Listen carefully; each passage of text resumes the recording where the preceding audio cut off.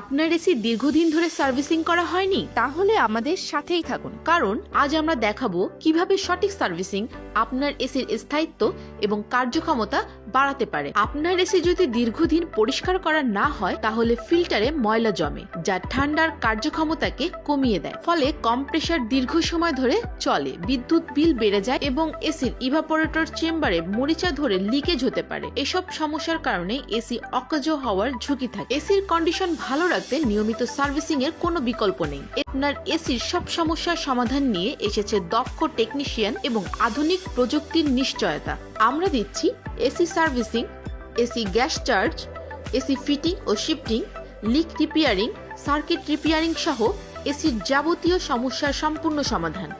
তাই দেরি না করে এখনই যোগাযোগ করুন। স্ক্রিনে দেওয়া নাম্বারে কল করুন অথবা SMS করুন আমাদের ফেসবুক পেজে।